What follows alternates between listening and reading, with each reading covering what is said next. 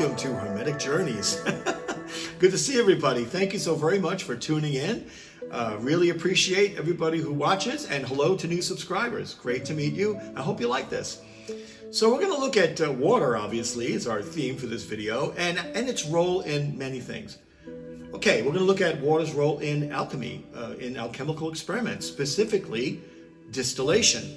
Our good friend and alchemist, Steve Kalec, is going to let us look at a video that he's created to demonstrate the distillation process and water's role in it. Thank you again, Steve. You rock. Okay. Now, we're also going to look at water's role in a disease that plagued humanity up until the 20th century called dropsy. We're going to look at that and how it was treated back in the 15th, 16th, 17th centuries, okay? Really interesting stuff and kind of disturbing. Yeah. We're also going to look at water and how it can sometimes be perceived as a boundary between the sacred and the profane, or the mundane and the profane. And our good friend Maddi Jabin has created a video for us as well, talking about that in Celtic lore. Really cool stuff. And we're going to look at water's role in terms of a river that played a very important role in curing a man of his leprosy in a story of biblical proportions. All this and more coming up. So let's take a look at the emblem. We see in this emblem a man who has obviously taken off all his clothes. Luckily, they've hidden his naughty bits, and he's sitting on the edge of on the bank of a river. He's either going into the water or coming out of the water. We don't really know just yet. There is a beautiful town behind him, so let's see what the motto says concerning this particular emblem, and maybe you can shed some light on it for us.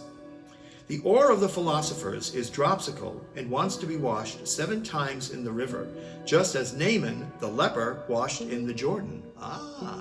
So now we know this man is Naaman, the leper, who washed in the Jordan. Well, who the hell is Naaman? We're going to get into that. We're going to explore that. It's a really beautiful story. Actually, really, really cool. And the ore of the philosophers, being dropsical, what's that about? We're going to look at that too. But before we do, let's jump into the epigram and see if the epigram sheds any further light on this topic. The epigram says, "The sick ore of the wise is entirely swollen by dropsy, and therefore it yearns for the benefiting waters. Just as Naaman expelled the traces of leprosy in the Jordan, it is washed by its waters 3 and 4 times. That's 7 to me. So throw your body into the sweet water, and soon that will bring the strength of health in cases of disease." So what is dropsy and dropsical? Let's look at that first, okay? Dropsy is a term that describes symptoms people were experiencing where the body began to accumulate water, specifically in the ankles or in the chest and in the joints, right? Now, people at the time, in Michael Myers' time, really didn't know what the cause was, and they believed that the treatments they had for it were helping people, but not really so sure about that. We're going to look into those treatments, and I'm telling you right up front here, they're disturbing. Some of the treatments are very disturbing. We're going to look at bloodletting and all that stuff, and because it's important to what's going on in this emblem. Now, today, these symptoms are known as something called edema, which is caused by congestive heart failure, high blood pressure, malnutrition, that kind of thing. And today, it's known how to treat dropsy, which is actually called edema now, like I said.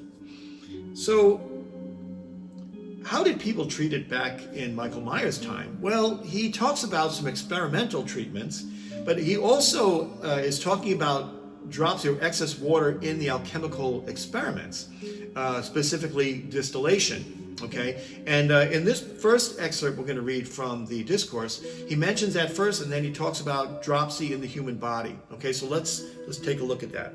So here's the first excerpt from the discourse.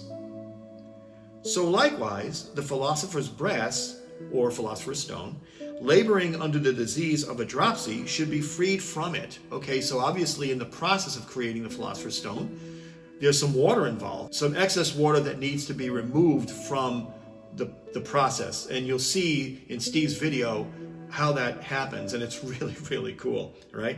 Theoretically, dropsy was diagnosed using something called the philosophy of the four humors. And I've talked about this in several videos. I'm just going to light on it right now. So I'm going to talk about it very briefly. The four humors was a theory developed by the Greek philosopher Hippocrates, okay? And the idea was that the entire world was made up of four elements: air, fire, earth, and water. So everything in the world was composed of either air, fire, earth, and water. And those elements manifested themselves in the human body in the form of humors, H-U-M-O-U-R-S, not H-U-M-O-R-S like, I don't know, Jerry Lewis. Anyway, humors is a Greek word that means sap or some kind of a thick fluid, okay? And the four humors that they were talking about in the human body were blood, phlegm, black bile, and yellow bile. Kind of sounds like band members in a heavy metal band, doesn't it?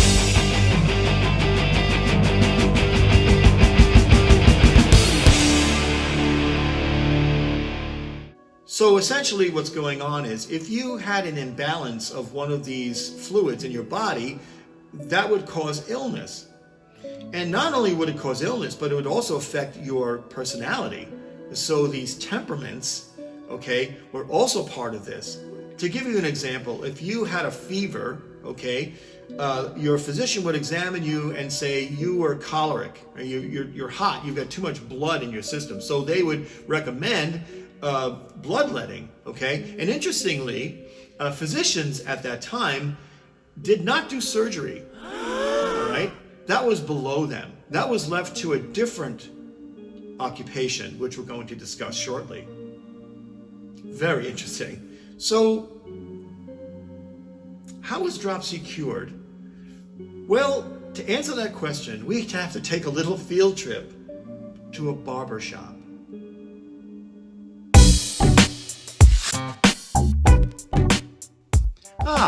Here we are in a very cool barber shop. Really, really nice one, right?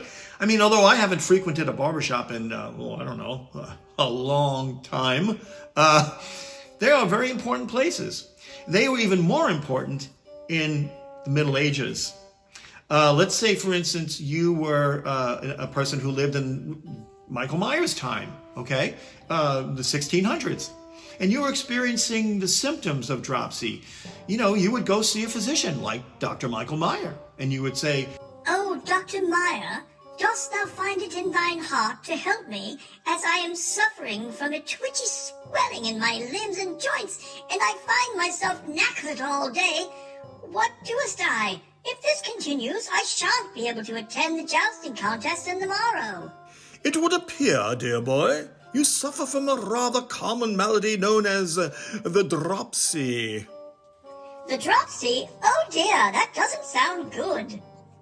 No, it isn't. It isn't good at all. Might this dropsy blight my chances of jousting for the Queen? Indeed it will, dear boy. In order to thwart such a thing, you will need to frequent a barber. A barber? Dost thou seest that I am in no need of shave or haircut? Mine eyes have not dulled as a consequence of my age, and yes, I see you are in fine form, yet thou must seek a barber. This procedure is below the purview of a physician such as myself, and to be properly punctured, thou must seek a barber for thy blood to be let. And why am I in black and white, and you in colour? Fare thee well, Dr. Meyer. I am off to find a barber to be properly punctured. I'm chuffed to bits, dear doctor. yes, you'd have to go see a barber. Why? Because barbers were not just barbers. They didn't just cut your hair and give you a shave. They were barbers/surgeons. They did surgery. So in this image you can see here, this is a typical example of a barber shop around the time of Michael Myers' age. And as you can see, it was a pretty social place, okay? For instance, so I'd go to the barber shop there, okay? And I would walk in and the barber would say, how can we help you, sir? And I'd say, well, I've got dropsy and I need to be treated. And the barber would say, okay, why don't you go over there and have a nice drink? And so there'd be a little bar in the corner. You go over there and have a nice flagon of ale, right? I'd be drinking my ale which I don't do, but I'd be drinking it. And then maybe pick up a musical instrument. I'm going to the barber for a haircut. Perhaps he'll amputate a limb or two. I'm going to the barber for a haircut. And if you're feeling sick, you'll be there too. And the barber would be singing. Barbers were taught to sing back then. Hence the Barber of Seville, right? Remember that story? So in any case, so barbers not only cut your hair, and not only did they give you a shave, but they administered enemas, and they also did tooth extractions. Hopefully not in that order. But the most important thing that barbers did was bloodletting. Okay?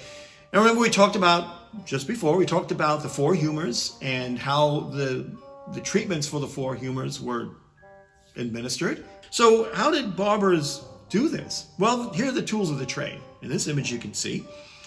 We've got two knives there, and in the center, this little container that has, it appears to be little needles. They look like they could go on the end of a screwdriver, actually.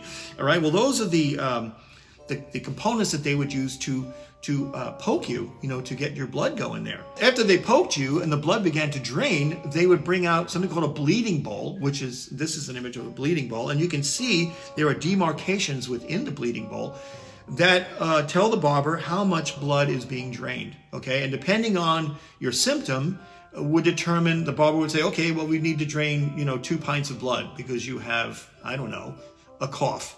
Whatever, all right? You're cold, you're phlegmatic, you're cold, you have the chills. Well, let's drain, 2 pints of blood. And that's how they would do that. Well, how do they know which veins to bleed? How do they know this? Well, they would refer to a diagram very much like this one. Okay, now the Roman physician Galen linked different blood vessels with different organs. So as an example, the vein in the right hand would be used for the liver, and the vein in the left hand would be used for the spleen. If you were diagnosed by the doctor having a liver problem or spleen problem, they would drain your blood from either of those hands. Although bloodletting was very popular, and people actually would go on a regular basis to have their blood drained because they believed it would maintain their health. They would drain the blood would rejuvenate itself, and they would maintain this healthy lifestyle of bloodletting, okay? It was very dangerous, and it was very painful, okay? So inevitably, barber surgeons looked towards something else, another technique. They looked towards using leeches. Now, in that barber shop I'm talking about, I might turn my head over to a corner of the room, and there would be this container that had leeches in it. And the container would be filled with pebbles and rainwater to promote the leeches in there, their health. The leech was actually very cooperative. They were pretty good, and it was a lot safer than poking people's veins and stuff like that. And I mean, I guess it was probably more sanitary. Although I don't know which is worse. But in case you've never seen a picture of a leech, here's one. Here's a nice leech here. Now, eventually, because leeches were kind of difficult to work with in terms of they need to be placed at a particular point of the body, barbers eventually developed these leech tubes, as you can see here. And the leech would go in one side of the tube, and it would eventually crawl down to the other side. The barber, of course, would place the other end of the leech tube on the affected area, the area that needed to be bled, okay? And the leech would go ahead and do its job. Now, I know you're saying to yourself, well, this is barbaric, okay? This is barbaric. Well, remember, that was 400 years ago, okay? Now, just think of physicians 400 years from now and what they would say about the procedures that we're doing today, right? So now we know how people of Michael Myers' time dealt with dropsy. So let's go to a much more civil subject. We're going to go back to modern times, okay? And let's take a look at dropsical ores.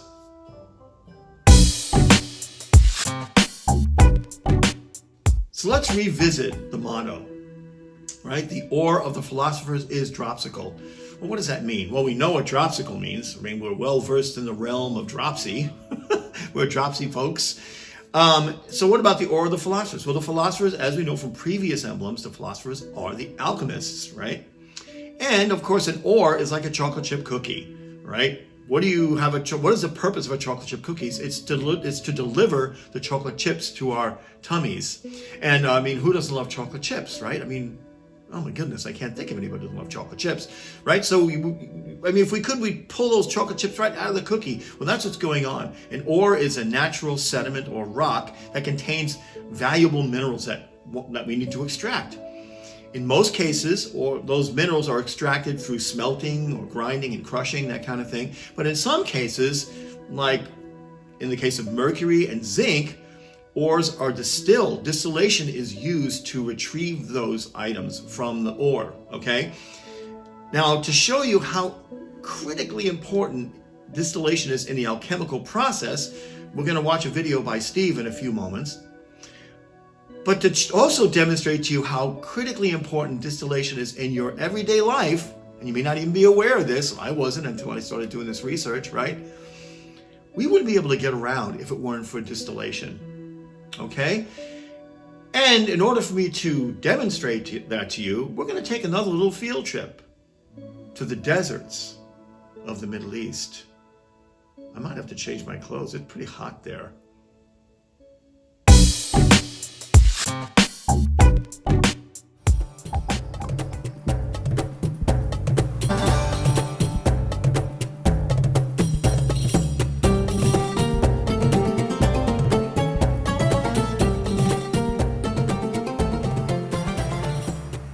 So here we are in the deserts of the Middle East, okay? And let me tell you something, it's hot here. I am so glad I changed my clothes because the sun here is murder. Anyway, let's get to the subject at hand. I'm calling this section of the video the high art of distillation. Why? Because distillation is really difficult to do. And you're going to find out why. In fact, we're going to look at distillation on a grand scale and on a smaller scale, all right? And as an example, I'm going to use the country of Iran. Yeah, that's right. It's sometimes called Iran. I call it Iran. I think that's the proper pronunciation of it. And we want to be proper, right? Okay, so Iran is the third largest exporter of oil in the world. They have the third largest reservoir. I mean, they're taking baths in this stuff, right? Yet, their citizens suffer from gasoline shortages. Well, doesn't gasoline come from crude oil? Yes, it does. Right, but you have to know how to extract it. You have to know how to take those chocolate chips out of the chocolate chip cookie, right, to your advantage. And if you don't have the proper facilities, or if you have sanctions against you, like Iran, it's difficult to get people to invest in the proper facilities. So Iran, although it exports, a lot of oil, it imports its gasoline. Crazy, right?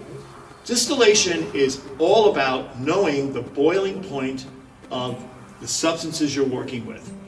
On a small scale, Steve's going to demonstrate to us in the alchemical lab the boiling points of water and alcohol and how that affects the distillation, okay?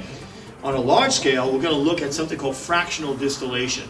Without fractional distillation, you and I would not be able to buy gasoline. It would just be crude oil. Here you can see this image of a distillery in the state of Washington. And here is a diagram of how fractional distillation works. The key here is knowing the different boiling points of these various fuels. Each of these levels of different fuels has to do with their boiling points. At the very bottom, crude oil requires a very high temperature for it to boil. It's boiled at about 350 degrees centigrade, which is about 600 degrees Fahrenheit, and they extract bitumen, which is that tar kind of stuff, and fuel oil for ships and power stations. Now, as the vapors rise, they begin to cool. So the second level here is diesel fuel. That's where we get diesel fuel from, at that temperature. Then that rises again as the vapors rise. They continue to rise. We get kerosene, fuel for aircraft. And then petrol, or gasoline, fuel for cars. And at the very top, petroleum gases. So each of these vapors are collected at different levels that you see here, and then they are further processed to bring them back to fuels. So knowing the boiling points of each of these fuels is critical to process them. And that's why Iran, although it has this tremendous reservoir of crude oil, has to import its gasoline. They don't have the facilities to perform fractional distillation. So you can see how critically important it is to know the boiling points of the substances that you're working with. So it's critically important also in the alchemical lab, where Steve has put together this beautiful video called Distillatio Sanctum, concerning the fine art, the high art of distillation in the alchemical process. So check this out. And thank you again, Steve, for this amazing video. Here we go.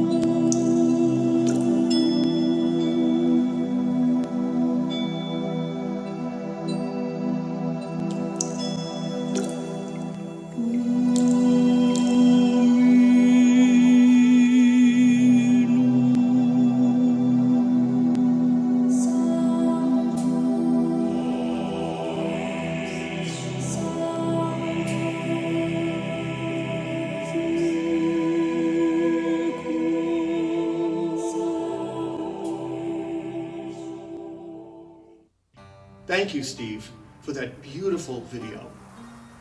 I hope we're all starting to see through Steve's videos and through Atalanta Fugiens the spiritual nature of alchemy and how intrinsically linked the laboratory and the oratory are. Remember Heinrich Kunrat's oratory and laboratory? They are intrinsically linked. Alchemists are spiritual folk, okay? There is no separation between alchemy and the spirit world. Speaking of spirituality, I think it's time to get back to the motto and the story of Naaman. This story of biblical proportions.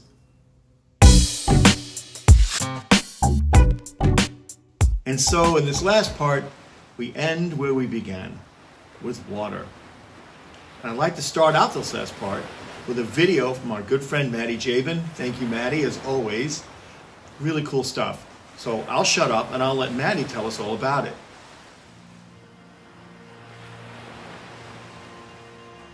They say each wave in the ocean is greater than the one before. And to the Celts, the ancient Celts, the ninth wave is the greatest of them all. Because if you went over that one, you wound up somewhere else, in the other world. The other world to them was a place of magic, of spirit, of ancestors, and a lot of their spiritual beliefs center around this idea of water, and water as a boundary.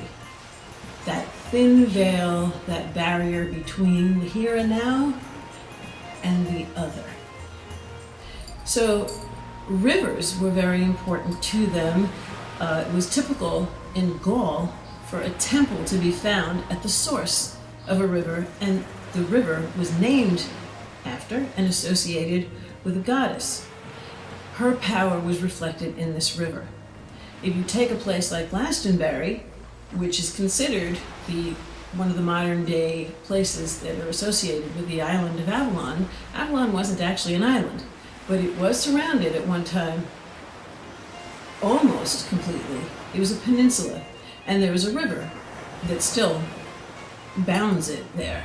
So the outside was the mundane, secular world, and across on this holy isle was sacred space for the divine. So the river was considered fertile, the sacred mother, the divine mother, sacred bulls. It's fundamental to the aspects of life. What if you didn't have a river? The same divinity was associated with wells, pools, and lakes. So if you've ever tossed a coin into a wishing well, here's where it comes from. Offerings were cast into the waters, either in a petition to heal somebody, and you might cast an article of their clothing in. You might cast items of value in. And what did we find at the bottom of some of these wells, like Coventina's well? Coins, a shrine, chains, tools, cauldrons, which become a whole nother source of water, and bringing that sacred water into whichever location you happen to be at, gold, silver objects, jewels, things of value. If you didn't have any of those locally to you, you could create one, and they would dig pits. These pits were kind of cone-shaped and often had an upright in the middle, a central wooden post. And what do we find down in these pits? Some of them had water at the bottom, some did not. But we find, again, things that were of value to these people. Pottery, clay loom weights, coins, urns, and hazelnuts. The hazel is interesting. The hazel tree and its fruit, the hazelnut, were considered sources of wisdom. They were also eaten by the salmon, which was considered to be the most ancient of animals. So you can see where the whole process of venerating the water and wishing in the well comes from an earlier time. It does lead straight into the Roman era, where now the Romans were imposing another layer of culture over the local Celts, and we see this in the town of Bath. There are elaborate buildings, there are native and intrusive deities, where the two traditions now coincided.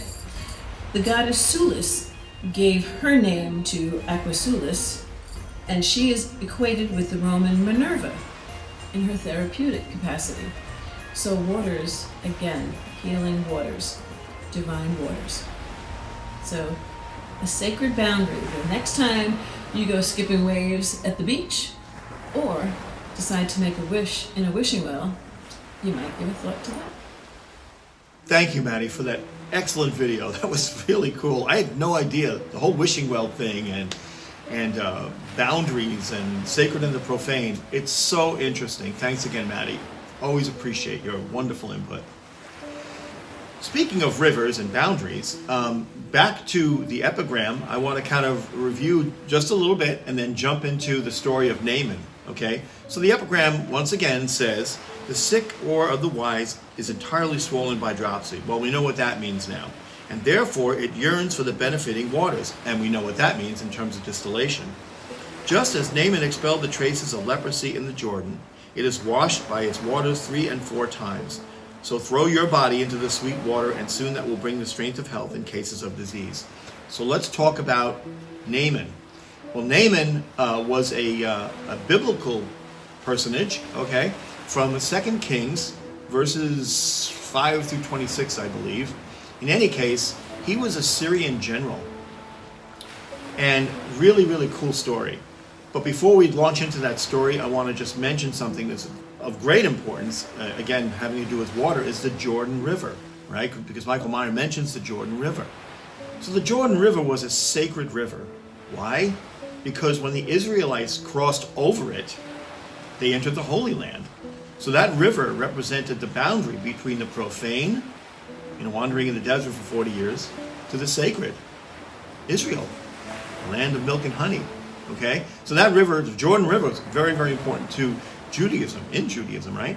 And in Christianity, Jesus was baptized by John the Baptist in the Jordan River. So we have two really big events for Christians and for Jews. Really, really important stuff, right? The third thing concerning the Jordan River is this person, Naaman. Well, who's Naaman? Naaman was a Syrian general who had at one point conquered Israel, and as one of the booty, I suppose, from this thing, from his conquering, he had an Israelite servant, and she was telling Naaman's wife about this great prophet in Israel. Now, Naaman suffered from leprosy, which is a nasty, nasty skin disease, okay? No one wants to get leprosy. And this poor guy suffered with it his entire life, so he's entirely frustrated with it. You imagine, this chronic illness from when he was a child, right? Suffering with this his whole life. So anyway, the servant girl tells Naaman's wife about this great prophet in Israel who can heal his leprosy. So Naaman, says to himself, well, I'm gonna check this out. I've got nothing to lose here, everything to gain if this prophet could really heal me.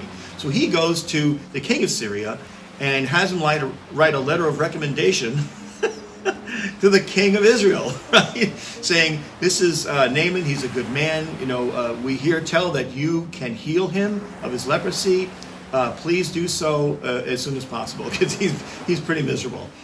In any case, so Naaman, again, was a general. He had an entourage that he took with him to Israel. We're talking about chariots and soldiers. He also brought with him silver and gold and all kinds of clothes, because he wanted to shower this prophet with gifts. He was a grateful man. He was thinking, if this man can heal me, I will give him everything, all these wonderful things to show him my gratitude, right?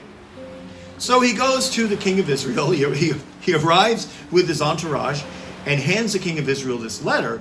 And the king of Israel gets his letter opener and he opens it up and he reads it, and I don't know how to heal leper. I can't heal you. I don't know anyone here that can heal you. Apparently he didn't know anything about this great prophet. We'll talk about it in a minute. Naaman's like, my servant girl told me about this great prophet. And the king of Israel's like, I don't know what you're talking about. Now, there are two prophets with virtually the same name, just to make things confusing for us. Right? And they existed at the same time, right? They were contemporaneous. We had Elijah with a J and Elisha with an S-H. All right? Now, Elijah preceded Elisha. Okay? So, Elisha hears this story, and he sends a messenger to the king, and apparently Naaman's hanging around Israel, and he sends a message to the king, and the messenger says, tell Naaman to go to Elisha's house, and Elisha will heal him, will cure him of his leprosy. So Naaman's like, all right, this is awesome. So Naaman takes his entourage, his soldiers, his chariots, his gold, his silver, and his clothing, and all that stuff, and he goes to Elisha's house. Well, Elijah apparently was busy doing his taxes or something, and he sends a messenger out to intercept Naaman. And the messenger tells Naaman, go to the river Jordan and bathe 7 times. Submerge yourself 7 times and your leprosy will be cured. Now Naaman has great expectations for Elisha, right? He's hoping, in his mind, he envisioned this scenario where Elisha came out, laid hands on him, cured him of his leprosy, doves would be flying and the clouds would part and the sun would come out and all this stuff, and he would be glorified, right? Well, apparently that didn't happen. Naaman is infuriated. He's really angry about this.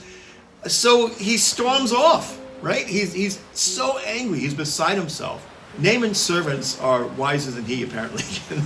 And they tell him, listen, I'll tell you what if the prophet came out and he told you go bathe in the River Jordan? What's the difference? Whether his messenger tells you or he tells you, go to the River Jordan and bathe. You got nothing to lose but your leprosy, right?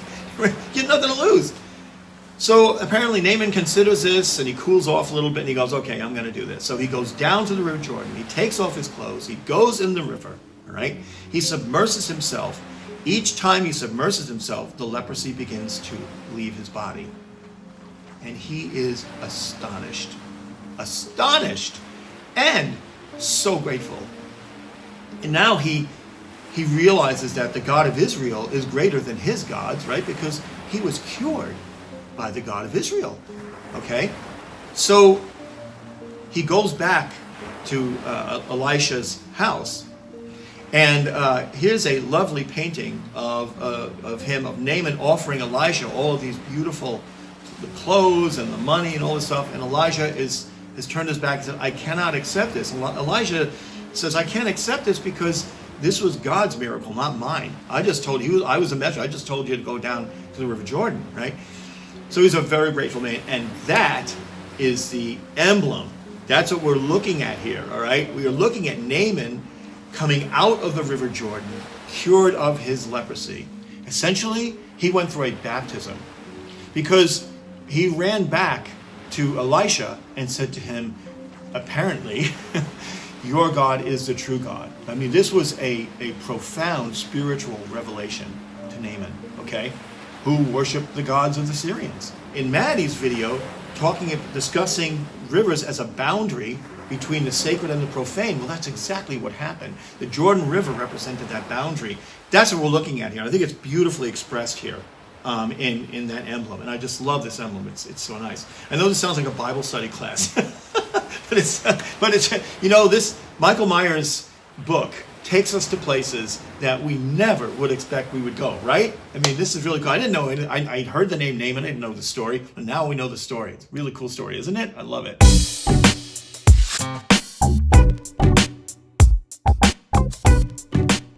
So why the number 7? What's the importance of the number 7? Well, we know it's kind of a spiritual, mystical number, right? If you study anything concerning, esoteric things, you know that the number 7 is sacred. Well, in terms of Naaman's story, he has to dip himself in the Jordan 7 times and then he's cured, right?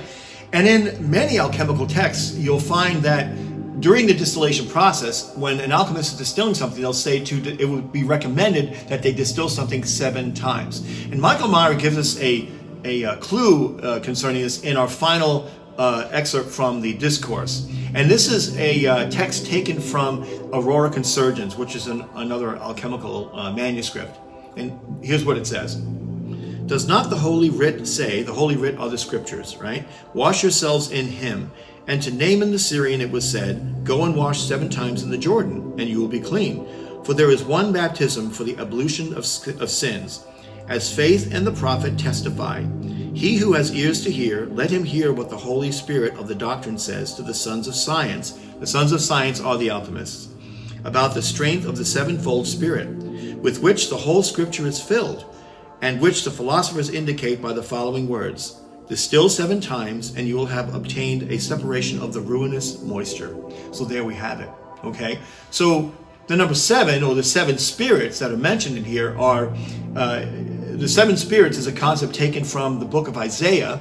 And here's a little excerpt concerning the 7 spirits. Again, this number 7. The Spirit of the Lord shall rest upon him, the Spirit of wisdom and understanding, the Spirit of counsel and might, the Spirit of knowledge and the fear of the Lord, and he will delight in the fear of the Lord. Okay, so those are the 7 spirits concerning God. It's also mentioned in the book of Revelations when Jesus is standing there before the candlesticks, and there are the 7 spirits of God in that as well. So the number 7, obviously a very, very spiritually significant number, both in Old Testament and New Testament, right? So I want to conclude this wonderful emblem by kind of summing everything up, okay? So I've written up this little summary as I normally do, so here we go. The 4 humors governed the methods of physicians like Michael Meyer for nearly 2,000 years. Dropsy was a symptom without a cause, and physicians did their best to eradicate it through bloodletting and leeching. The role of water here is one of excess. Too much water is detrimental. balance is required. Meyer compares dropsy to the alchemical work with metals, specifically distillation, a complex process that alchemists in Michael Meyer's time found difficult as the first thermometer was invented in 1709. The role of water here is in the distillation process, where substances are separated from water via their boiling points to allow them to be separated and further processed. Naaman's leprosy is cured by immersing himself in the Jordan River 7 times, just as the distillation process, repeated 7 times, cures the diseased metals or substances. This connects on several levels. The number 7 as a number of perfection in both alchemy and spiritualism, and thus both Naaman and the metals are cured from their disease by the 7 immersions in water, which is symbolic of baptism both in alchemy and spirituality.